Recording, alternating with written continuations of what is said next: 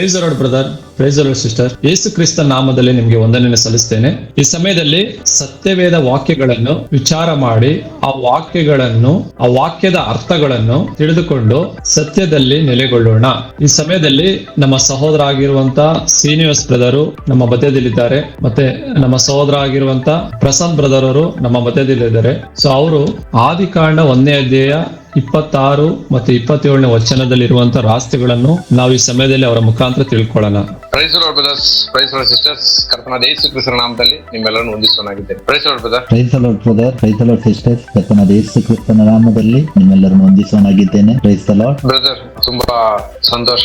ದೇವರ ಕೃಪೆಯಿಂದ ನಾವು ದೇವರ ವಾಕ್ಯವನ್ನು ಧ್ಯಾನಿಸಲು ದೇವರು ಕೃಪೆ ಮಾಡೋದಕ್ಕಾಗಿ ದೇವರಿಗೆ ನಾನು ಕೃತಜ್ಞತೆ ಸಲ್ಲಿಸುವನಾಗಿದ್ದೇನೆ. ಮುಖ್ಯವಾದ ಉದ್ದೇಶ ಏನಂದ್ರೆ, ಆದಿಕಾಂಡ 1ನೇ ಅಧ್ಯಾಯ 26 ಮತ್ತು 27ನೇ ವಚನದಲ್ಲಿ ನಾವು ಗಮನಿಸುವಾಗ ದೇವರು ನಮ್ಮ ಸ್ವರೂಪದಲ್ಲಿ ಮನುಷ್ಯನನ್ನು ಉಂಟು ಮಾಡೋಣ ಎಂಬುದಾಗಿ ಅಲ್ಲಿ ಬರೆಯಲ್ಪಟ್ಟಿದೆ. ಸೊ ಆ ವಚನವನ್ನು ನಾವು ಧ್ಯಾನಿಸುವಾಗ ಕಳೆದ ಭಾಗದಲ್ಲಿ ಅಥವಾ ಕಳೆದ ವಿಡಿಯೋದಲ್ಲಿ ದೇವರು ಮಾತನಾಡಿರುವಂತದ್ದು ದೇವದೂತರ ಸಂಗಡ, ಆದರೆ ಉಂಟು ಮಾಡಿರುವಂತದ್ದು ತನ್ನ ಸ್ವರೂಪದಲ್ಲಿ ಎಂಬುದಾಗಿ ಅಲ್ಲಿ ಬರೆಯಲ್ಪಟ್ಟಿದೆ. ಆದರೆ ಇದಕ್ಕೆ ಅನೇಕ ಬೋಧಕರು ಹೇಳುವಂತದ್ದು, ಇಲ್ಲ, ಯೆಹೋವ ದೇವರು ಯೇಸು ಕ್ರಿಸ್ತನ ಸ್ವರೂಪದಲ್ಲಿ ಉಂಟು ಮಾಡಿದ್ದಾರೆ.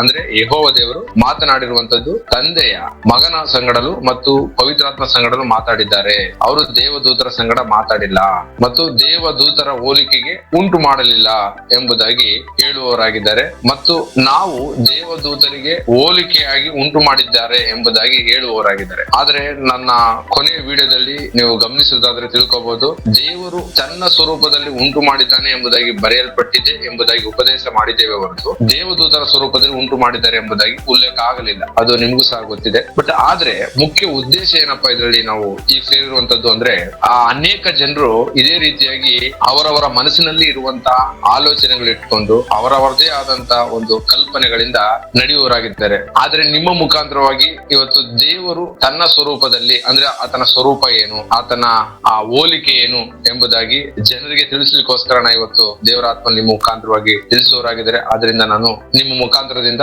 ಆ ದೇವರ ಸ್ವರೂಪ, ದೇವರ ಹೋಲಿಕೆ ಏನು ಎಂಬುದಾಗಿ ತಿಳ್ಕೊಳ್ಳಿಕ್ಕೆ ಬಯಸ್ತೀನಿ ಬ್ರದರ್. Praise lord brother. ಒಂದೊಂದಾವರ್ತಿ ಕರ್ತನಾದ ಯೇಸು ಕ್ರಿಸ್ತನ ನಾಮದಲ್ಲಿ ನಿಮ್ಮನ್ನು ವಂದಿಸುತ್ತೇನೆ. ಒಳ್ಳೆಯ ಕ್ವಶನ್ ಅನ್ನು ನೀವು ಕೇಳಿದ್ದೀರಾ, ದೇವರ ಸ್ವರೂಪ ಅಂದರೆ ಏನಂತೇಳಿ. ಆದಿಕಾಂಡ 1:26ನೇ ವಾಕ್ಯವನ್ನು ತುಂಬಾ ಜನರು ಇವಾಗ ತುಂಬಾ ವಿಧವಾಗಿ ಬೋಧನೆ ಮಾಡಿದ್ದಾರೆ, ಹಲವಾರು ವಿಧದಲ್ಲಿ ಅದರ ಉಲ್ಲೇಖವನ್ನು ಕೊಟ್ಟಿದ್ದಾರೆ. ಆದ್ರೆ ಅಲ್ಲಿ ದೇವರು ಯೇಸು ಕ್ರಿಸ್ತನಲ್ಲಿ ಮತ್ತೆ ಪವಿತ್ರ ಆತ್ಮನ ಜೊತೆ ಮಾತಾಡಿದ್ದಾರೆ ಅಂತ ಹೇಳಿ ಯಾರೆಲ್ಲ ಹೇಳಿದಾರ ಅವರಿಗೆ ಮೊದಲು ಅರ್ಥ ಮಾಡಿಕೊಳ್ಳಬೇಕು, ಅಲ್ಲಿ ದೇವರು ನಮ್ಮ ಸ್ವರೂಪ, ನಮ್ಮ ಹೋಲಿಕೆ ಅಂತೇಳಿ ಏನು ಉಲ್ಲೇಖಿಸಿದ್ದಾರೆ ಅದು ಟ್ರಿನಿಟಿ ಅಥವಾ ದೇವರಿಗೆ 3 ವ್ಯಕ್ತಿ, ದೇವರು 3 ವ್ಯಕ್ತಿತ್ವ ಅಂತೇಳಿ ಅಲ್ಲಿ ವಾಕ್ಯದ ಅರ್ಥ ಕೊಡ್ತಾ ಇಲ್ಲ. ಒಂದು ವೇಳೆ ಅದನ್ನು ಆತರ ತಗೊಂಡದ್ದಾದ್ರೆ ಅದು ಮನುಷ್ಯನ ಒಂದು ಕಲ್ಪನೆಯಾಗಿದೆ. ಮನುಷ್ಯನು ತನ್ನ ಮನಸ್ಸಿನಲ್ಲಿ ಒಂದು ಕಲ್ಪನೆ ಮಾಡಿ ಅದನ್ನು ಆತರ ತಗೊಂಡಿದ್ದಾರೆ. ಬೈಬಲ್ ಅಲ್ಲಿ ನಮ್ಮ ಸ್ವರೂಪದಲ್ಲಿ ನಮ್ಮ ಹೋಲಿಕೆಗೆ ಸರಿಯಾಗಿ ಅಂದ್ರೆ ಅರ್ಥ ಏನೆಂಬುದನ್ನು ನಾವು ಧ್ಯಾನಿಸುವ. ಅದಕ್ಕಿಂತ ಮುಂಚೆ ನಾನು ಇಂದು ವಿಷಯ ಹೇಳಲು ಬಯಸ್ತೇನೆ. ನೀವು ಕಳೆದ ಸಾರಿ ಮಾಡಿದ ವಿಡಿಯೋ ಏನಿದೆ ಅದರಲ್ಲಿ 1:26 ನೀವು ಉಲ್ಲೇಖಿಸಿದ್ದೀರಾ, ದೇವರು ದೇವದೂತರ ಸಂಗಡಲ್ಲಿ ಮಾತಾಡಿದ್ದ ಅಂತ ಹೇಳಿ ನಾನು ಅದನ್ನು ಕೇಳಿದ್ದೇನೆ. ಮತ್ತೆ ನೀವು 27ನೇ ವಾಕ್ಯದಲ್ಲಿ ಅದರ ಸ್ಪಷ್ಟನೆ ನೀಡಿದ್ದೀರಾ. ನೀವಲ್ಲಿ ಹೇಳಿದ್ದೀರಾ ದೇವರು ತನ್ನ ಸ್ವರೂಪದಲ್ಲಿ ಮನುಷ್ಯನನ್ನು ಉಂಟು ಮಾಡಿದ್ದಾನೆ ಅಂತೇಳಿ ನೀವು ಕ್ಲಾರಿಟಿಯನ್ನು ಕೊಟ್ಟಿದ್ದೀರಾ. ಸೊ ನಿಮಗೆ ಒಂದು ಪ್ರಶ್ನೆ, ಆದಿಕಾಂಡ 1:26ರಲ್ಲಿ ದೇವರ ವಾಕ್ಯ ಹೇಳ್ತದೆ ನಮ್ಮ ಸ್ವರೂಪದಲ್ಲಿ, ಅಂದರೆ ದೇವರ ಸ್ವರೂಪ ಅಂದರೆ ನೀವು ಏನಂತೇಳಿ ಅರ್ಥ ಮಾಡಿಕೊಂಡಿದ್ದೀರಾ? ದೇವರ ಸ್ವರೂಪ ಅಂದ್ರೆ ಏನು? ಈಗ ನಮಗ್ ಗೊತ್ತಿರೋ ಪ್ರಕಾರ ದೇವರ ಸ್ವರೂಪ ಅಂದ್ರೆ ದೇವರ ಆತ್ಮ ಸ್ವರೂಪನಾಗಿದ್ದಾರೆ. ಸೊ ಅದರಿಂದ ದೇವರ ಸ್ವರೂಪ ಆತ್ಮ ಸ್ವರೂಪ ಎಂಬುದಾಗಿ ನಾವು ತಿಳಿದಿದ್ದೇವೆ. ಹೌದು. ಸೊ ಅಂದ್ರೆ ಅರ್ಥ ಏನಂತ ಹೇಳಿದ್ರೆ ಇದು ಭೌತಿಕ ರೂಪ ಅಲ್ಲ ಅಂತೇಳಿ ನಾವು ಮೊದಲು ಅದನ್ನು ಮನವರಿಕೆ ಮಾಡಬೇಕು. ದೇವರು ಅಂತ ಹೇಳಿದ್ರೆ ಭೌತಿಕವಲ್ಲ, ದೇವರು ಅಂದ್ರೆ ಆತ್ಮ ಸ್ವರೂಪನು ಅಂತೇಳಿ ಯೋಹಾನನು 4:24ರಲ್ಲಿ ಅಲ್ಲಿ ಆಲ್ರೆಡಿ ಉಲ್ಲೇಖಿಸಿದ್ದಾನೆ, ಅದರ ಬಗ್ಗೆ ವಿವರಣೆ ನೀಡಿದ್ದಾನೆ ನಮ್ಗೆ. ಸೊ ದೇವರು ಅಂದರೆ ಭೌತಿಕ ರೂಪವಲ್ಲ. ಇವಾಗ ಆತ್ಮ ಅಂದ್ರೆ ಏನು ನಿಮ್ಗೆ ಹೇಳ್ಬಹುದು? ಆತ್ಮ ಅಂದ್ರೆ ಏನು ಉಲ್ಲೇಖಿಸಲು ಆಗ್ತದ ನಿಮ್ಮ ಜ್ಞಾನದಿಂದ ಅಥವಾ ನಿಮ್ಮ ತಿಳುವಳಿಕೆಯಿಂದ? ಆತ್ಮ ಅಂದ್ರೆ ನಮ್ಮ ಕಣ್ಣಿಗೆ ಕಾಣದೇ ಇರುವಂತದ್ದು, ಅಂದ್ರೆ ದೇವ್ರನ್ನ ಎಂದು ನೋಡ್ಲಿಕ್ಕೆ ಆಗಲ್ಲ. ಅದೇ ನಾವು ವಾಕ್ಯದಲ್ಲಿ ಗಮನಿಸಿಲ್ಲ, ದೇವರನ್ನ ಯಾರು ಎಂದು ಕಂಡಿಲ್ಲ ಎಂಬುದಾಗಿ. ಅಂದ್ರೆ ದೇವರನ್ನ ನಾವು ನೋಡ್ಲಿಕ್ಕೆ ಸಾಧ್ಯ ಇಲ್ಲ, ಅದೇ ತಾನೇ ಆತ್ಮ. ಹೌದು, ಸರಿಯಾಗಿ ಹೇಳಿದ್ದೀರಾ. ಇವಾಗ ಅದರದ್ದು ನಾವು ಒರಿಜಿನಲ್ ಓಲ್ಡ್ ಟೆಸ್ಟ್ಮೆಂಟ್ ಏನ್ ಬರ್ದಿದೆ ಅದು ಹೀಬ್ರೂ ಲ್ಯಾಂಗ್ವೇಜ್ ಅಲ್ಲಿ ಇದೆ. ಆ ಹೀಬ್ರೂ ಪದ ನಾವು ನೋಡುವಾಗ ಅದಕ್ಕೆ ರುವಾಚ್ ಅಂತ ಹೇಳಿ ಹೀಬ್ರೂ ಪದ ಯೂಸ್ ಆಗಿದೆ. ಆತ್ಮಕ್ಕೆ ಹೀಬ್ರೂ ಪದ ಏನಿದೆ ಅದು ರುವಾಚ್. ಅದೇ ನಾವು ಗ್ರೀಕ್ ಪದವನ್ನು ನೋಡಿದರೆ ಅದಕ್ಕೆ ನ್ಯೂಮಾ ಅಂತ ಹೇಳಿ ಯೂಸ್ ಮಾಡಿದ್ದಾರೆ. ಸೊ ಇದರ ಟ್ರಾನ್ಸ್ಲೇಷನ್ ಏನ್ ನಮ್ಗೆ ಇವಾಗ ಅದರ ಅರ್ಥ ಸಿಗ್ತದೆ ಅದನ್ನು ಈ ತರ ಟ್ರಾನ್ಸ್ಲೇಟ್ ಮಾಡಿದ್ದಾರೆ. ಅಂದ್ರೆ ಅದರ ಅರ್ಥ ಕೊಡುವಂತದ್ದಾಗಿದೆ ಗಾಳಿ ಅಥವಾ ಉಸಿರು ಅಂತೇಳಿ. ಇವಾಗ ಆತ್ಮ ಅಂತ ಹೇಳಿದ್ರೆ ಗಾಳಿ ಮತ್ತು ಉಸಿರು ಅಂತೇಳಿ ನಾವು ತಗೊಳ್ಳಿಕ್ಕೆ ಆಗುದಿಲ್ಲ. ರೀಸನ್ ಏನಂತ ನಾನು ಹೇಳ್ತೇನೆ. ಗಾಳಿ ಏನಿದೆ ದೇವರು ಸೃಷ್ಟಿಸಿದ್ದ ವಸ್ತು ಆಗಿದೆ ಗಾಳಿ, ಮತ್ತೆ ಈ ಉಸಿರು ಕೂಡ ಗಾಳಿ ಕಂಪೇರ್ ಆಗಿದೆ. ಸೊ ಅದಕ್ಕೆ ಆತ್ಮ ಅಂತ ಹೇಳಿ ಹೇಳುವಾಗ ಈ ಲೋಕದ ಯಾವುದೇ ಮನುಷ್ಯನಿಗೆ ಅಥವಾ ಯಾರಿಗೆ ಕೂಡ ಅದರ ಉಲ್ಲೇಖ ನೀಡಲಿಕ್ಕೆ ಆಗುದಿಲ್ಲ ಬ್ರದರ್. ಯಾಕಂತ ಹೇಳಿದ್ರೆ ಆತ್ಮನ ಗುಣಲಕ್ಷಣಗಳನ್ನು ನಮ್ಗೆ ಉಲ್ಲೇಖಿಸಬಹುದು. ಅದೇ ನಾವು ನೆಕ್ಸ್ಟ್ ನಮ್ಮ ಹೋಲಿಕೆಗೆ ಸರಿಯಾಗಿ ಅಂತೇಳಿ ಏನು ವಾಕ್ಯ ಹೇಳ್ತದಲ್ಲ, ಅದು ದೇವರ ಗುಣಲಕ್ಷಣವನ್ನು ಸೂಚಿಸುವಂತದ್ದಾಗಿದೆ. ಸೊ ದೇವರ ಗುಣಲಕ್ಷಣಗಳು ಅಥವಾ ದೇವರ ಸ್ವಭಾವ ಅದು ಯಾವ ರೀತಿ ಪ್ರಕಟವಾಗಿದೆ ಹೇಳ್ಬೋದಾ ನಿಮ್ಗೆ? ಅರ್ಥ ಆಗಿಲ್ಲ ಬ್ರದರ್, ಇನ್ನೊಂದ್ಸಲ ಕ್ವಶನ್ ಕೇಳಿ. ಆತ್ಮ ಸ್ವರೂಪ ಅಂತ ಹೇಳಿದ್ರೆ ಆತ್ಮ ಅಂತೇಳಿ ನಮಗೆ ನಮ್ಮ ಹತ್ರ ಅದರ ಉಲ್ಲೇಖವಿಲ್ಲ, ಯಾರ ಹತ್ರನೂ ಉಲ್ಲೇಖ ಮಾಡ್ಲಿಕ್ಕೆ ಆಗುದಿಲ್ಲ. ಆತ್ಮ ಅಂತ ಹೇಳಿದ್ರೆ ಹೇಗೆ ಇದ್ದಾರೆ. ಇವಾಗ ಒಂದು ವೇಳೆ ಇವರು ಹೇಳುವುದಾದರೆ ತಂದೆ ಯೇಸು ಕ್ರಿಸ್ತನಲ್ಲಿ ಮಾತಾಡಿದ್ದಾರೆ ಅಂತ ಹೇಳಿದ್ರೆ ಅದು ಕೂಡ ತಪ್ಪಾಗ್ತದೆ. ಯಾಕಂತ ಹೇಳಿದ್ರೆ ಆತ್ಮ ಸ್ವರೂಪನ ದೇವರು ಒಬ್ಬನೇ ಅಂತೇಳಿ ಎಫೆಸ 4:4 ಅಲ್ಲಿ ಪೌಲನ ಮುಖಾಂತರ ದೇವರು ಹೇಳಿದ್ದಾರೆ, ಹೌದಲ್ಲ? ನಾವೆಲ್ಲ ಒಂದೇ ದೇಹಕ್ಕೆ ಸೇರಿದವರು, ಒಬ್ಬನೇ ಆತ್ಮನನ್ನು ಹೊಂದಿದವರು ಅಂತ ಹೇಳಿದೆ. 1 ಕೊರಿಂಥ 12:4 ಕೂಡ ದೇವರಾತ್ಮನು ಒಬ್ಬನು, ಕಾರ್ಯಗಳು ಹಲವಾರು ವಿಧ ಅಂತೇಳಿ ಇದೆ. ಸೊ ದೇವರಾತ್ಮನು ಒಬ್ಬನೇ ಅಂತೇಳಿ ಹಲವಾರು ವಚನಗಳಿಂದ ನಮಗೆ ಆ ಸತ್ಯವನ್ನು ನಾವು ಅರಿತಿದ್ದೇವೆ. ಅದಕ್ಕೋಸ್ಕರವಾಗಿ ಅಲ್ಲಿ ತಂದೆಯಾದ ದೇವರು ಯೇಸು ಕ್ರಿಸ್ತನಲ್ಲಿ ಮಾತಾಡಿದರು, ಪವಿತ್ರಾತ್ಮನಲ್ಲಿ ಮಾತಾಡಿದರು, ಅದು ಮನುಷ್ಯನ ಆಲೋಚನೆ, ಅದಕ್ಕೆ ಯಾವುದೇ ವಾಕ್ಯ ಆಧಾರ ಇಲ್ಲ.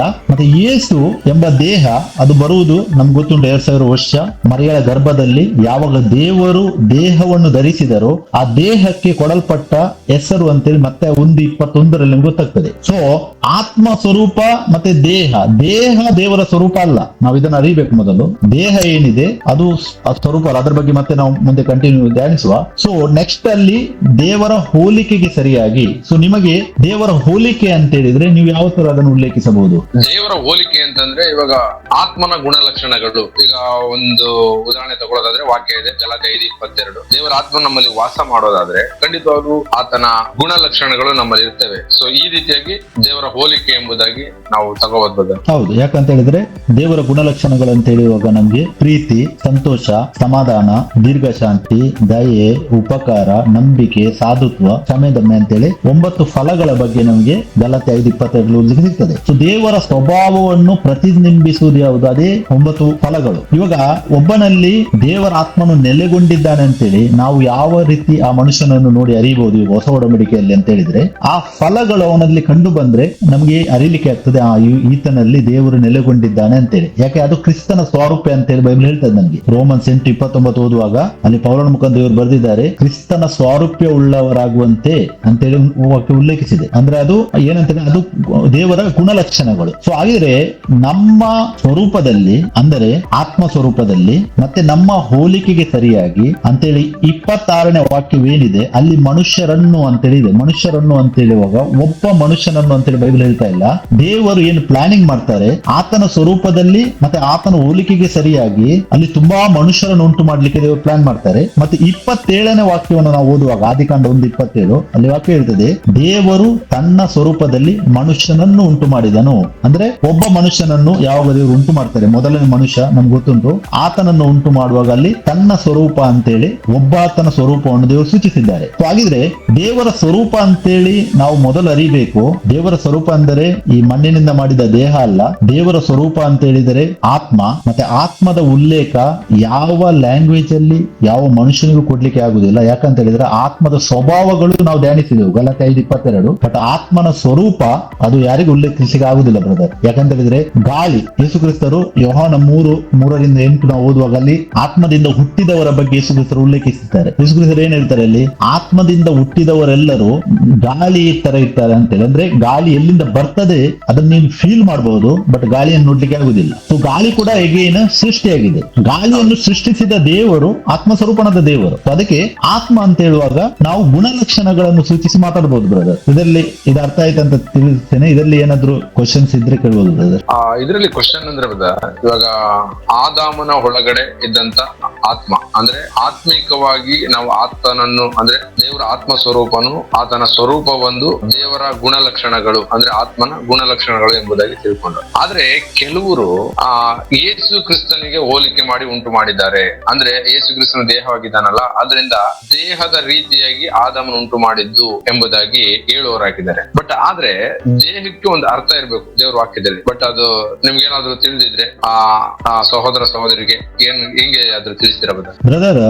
ನಮಗೆ 1 ಕೊರಿಂಥ 15:40 ಓದುವಾಗ ಪೌಲನು 2 ವಿಧವಾದ ದೇಹಗಳ ಬಗ್ಗೆ ಉಲ್ಲೇಖಿಸಿದ್ದಾನೆ. ನೀವು ಓದಿದ್ದೀರಲ್ಲ? ಹೌದು, ಖಂಡಿತ. ಅದು ಒಂದು ಪರಲೋಕದ ಶರೀರನೇ ಬೇರೆ, ಭೂಲೋಕದ ಶರೀರನೇ ಬೇರೆ ಎಂಬುದಾಗಿ ಅಲ್ಲಿ ಬರೆಯಲ್ಪಟ್ಟಿದೆ. ಹೌದು, ಆತನಲ್ಲಿ 2 ವಿಧವಾಗಿ ಉಲ್ಲೇಖಿಸ್ತಾನೆ. ಒಂದು ಭೂಲೋಕದ ದೇಹ, ಮತ್ತೊಂದು ಪರಲೋಕದ ದೇಹ. ಆತನಲ್ಲಿ ಹೇಳ್ತಾನೆ ಭೂಲೋಕದ ದೇಹದ ಮಹಿಮೆ ಬೇರೆ, ಪರಲೋಕದ ದೇಹದ ಮಹಿಮೆ ಬೇರೆ. ಇವಾಗ ಆದಿಕಾಂಡ 2:7 ನಾವು ಓದುವಾಗ ನಾವೇನನ್ನು ಓದ್ಲಿಕ್ಕೆ ಆಗ್ತದೆ? ಅಲ್ಲಿ ದೇವರು ಒಂದು ಮಣ್ಣಿನಿಂದ ಆಕೃತಿಯನ್ನು ಮಾಡ್ತಾರೆ. ಅಂದ್ರೆ ಒಂದು ಆಕೃತಿ, ಒಂದು ರೂಪ ಕೊಡ್ತಾರೆ ಒಂದು ಮಣ್ಣಿಗೆ. ಮತ್ತೆ ವಾಕ್ಯ ಹೇಳ್ತದೆ ತನ್ನ ಜೀವ ಶ್ವಾಸವನ್ನು, ಅಂದ್ರೆ ಮನುಷ್ಯನನ್ನು, ರಿಯಲ್ ಮನುಷ್ಯ ಏನಿದ್ದಾನೆ ಆತ್ಮ ಸ್ವರೂಪನಾದ ಆತನ ಗುಣಾತಿಶಯಗಳನ್ನು ದೇವರು ಏನ್ ಮಾಡ್ತಾರೆ ಆ ಜೀವ ಶ್ವಾಸವಾಗಿ ಆ ದೇಹಕ್ಕೆ, ಆ ಮಣ್ಣಿನ ಆಕೃತಿಗೆ ಕೊಡುವಾಗ ಆ ಮಣ್ಣಿಗೆ ಜೀವ ಬರ್ತದೆ, ಆ ಮಣ್ಣು ನಿಲ್ತದೆ, ಆ ಮಣ್ಣು ದೇವರ ತರ ಯೋಚಿಸ್ಲಿಕ್ಕೆ ಪ್ರಾರಂಭಿಸ್ತದೆ, ದೇವರ ಕಾರ್ಯಗಳನ್ನು ಮಾಡ್ಲಿಕ್ಕೆ ಪ್ರಾರಂಭವಾಗ್ತದೆ. ನಮ್ಗೆ ನೋಡ್ಬೋದು ಆದಿಕಾಂಡದಲ್ಲಿ ದೇವರು ಏನೆಲ್ಲ ಪ್ರಾಣಿಗಳನ್ನು ಎಲ್ಲ ದೇವರು ಸೃಷ್ಟಿಸಿದ್ದಾರೆ, ಅದೆಲ್ಲವನ್ನು ಅದಕ್ಕೆ ನಾಮಕರಣ ಮಾಡುವುದು ಆದಾಮನು. ಅಂದ್ರೆ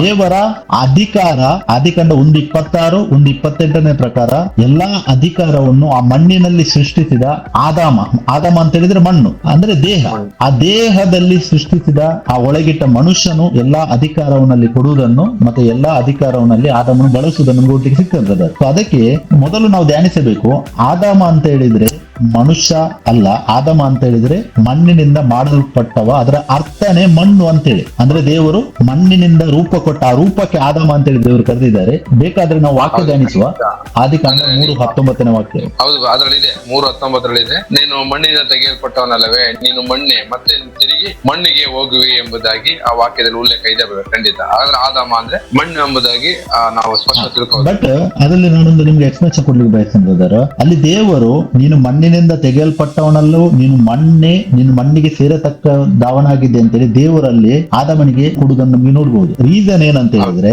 ಆದಿಕಾಂಡ 2:16-17 ದೇವರೊಂದು ಆಜ್ಞೆಯನ್ನು ಆದಾಮನಿಗೆ ಇಟ್ಟಿದ್ದಾನೆ. ಹೌದಲ್ಲ? ದೇಹದಲ್ಲಿದ್ದ ಆದಾಮನಿಗೆ ದೇವರೆಲ್ಲಾ ಅಧಿಕಾರವನ್ನು ಕೊಡ್ತಾರೆ. ಆದ್ರೆ ಒಂದು ಆಜ್ಞೆ ಇರ್ತಾರೆ, ಒಳ್ಳೆದರ ಕೆಟ್ಟದರ ಅರಿವನ್ನು ಹುಟ್ಟಿಸುವ ಆ ಮರದ ಫಲವನ್ನು ತಿನ್ನಬೇಡ, ತಿಂದ ದಿನಲೇ ನೀನು ಸಾಯುವೆ ಅಂತೇಳಿ. ಆದಿಕಾಂಡ 3ನೇ ಅಧ್ಯಾಯದಲ್ಲಿ 1ನೇ ವಾಕ್ಯದಲ್ಲಿ ನಾವು ಓದುವಾಗ ಅಲ್ಲಿ ಸೈತಾನ ಏನ್ ಮಾಡ್ತಾನೆ, ಅದೇ ವಾಕ್ಯವನ್ನು ಸ್ವಲ್ಪ ತಿರುಗಿಸಿ ಮುರುಗಿಸಿ ಹವ್ವಳ ಮುಖಾಂತರವಾಗಿ ಆತನ ಕಾರ್ಯ ಮಾಡ್ತಾನೆ. ಆದಾಮ ಏನ್ ಮಾಡ್ತಾನೆ, ದೇವರ ಆಜ್ಞೆಯನ್ನು ಮರೆತು ಆ ಸಮಯದಲ್ಲಿ ದೇವರ ವಾಕ್ಯವನ್ನು ಆತನು ಮೀರ್ತಾನೆ. ಮತ್ತೆ ವಾಕ್ಯ ಹೇಳ್ತದೆ ಯಾವಾಗ ಆತನು ದೇವರ ವಾಕ್ಯವನ್ನು ಮೀರಿದನು ಅದೇ ಸಮಯದಲ್ಲಿ ಆತನು ಆತ್ಮದಲ್ಲಿ ಸತ್ತು ಹೋಗ್ತಾನೆ. ಅಂದ್ರೆ ದೇವರ ಗುಣಾತಿಶಯಗಳಲ್ಲಿ, ದೇವರ ಪ್ರೀತಿಯಲ್ಲಿ ದೇವರ ಏನೆಲ್ಲ ಗುಣಾತಿಶಯಗಳಿದ್ದವು, ಮತ್ತೆ ದೇವರೇನು ಅಧಿಕಾರವನ್ನು ಕೊಟ್ಟಿದ್ದಾನೆ ಆದಾಮನಿಗೆ, ಆ ಅಥಾರಿಟಿಯನ್ನು ಕಳೆದುಕೊಳ್ಳುತ್ತಾನೆ. ಅದೆಲ್ಲ ಸೈತಾನನ ಪಾಲಾಗ್ತದೆ. ಯಾಕೆ ಅಂತ ಹೇಳಿದ್ರೆ ಆದಾಮನು ದೇವರ ವಾಕ್ಯವನ್ನು ಮುರಿದಿದ್ದರಿಂದ. ಆ ಶಾಪದಿಂದ ದೇವರಲ್ಲಿ ಆದಾಮನನ್ನು ನೀನು ಮಣ್ಣು ಅಂತ ಹೇಳುವುದು ಯಾವಾಗ ನೋಡಿ, ಆತನು ಮನುಷ್ಯ ಸ್ವಭಾವದಲ್ಲಿ ಸತ್ತಾಗ ದೇವರು ಆತನ ನಿಜವಾದ ಸ್ವರೂಪ ಮಣ್ಣಿನಿಂದ ತೆಗೆಯಲ್ಪಟ್ಟವನು ನೀನು ಮಣ್ಣೆ ಅಂತೇಳಿ ದೇವರಲ್ಲಿ ಹೇಳುವುದನ್ನು ನಮ್ಗೆ ನೋಡ್ಬೋದು ಬ್ರದರ್. ಸೊ ಅದಕ್ಕೆ ದೇಹ, ನಾನು ಪುನಃ ಹೇಳ್ತೇನೆ, ದೇಹದಲ್ಲಿ 2 ವಿಧವಾದ ದೇಹಗಳುಂಟು.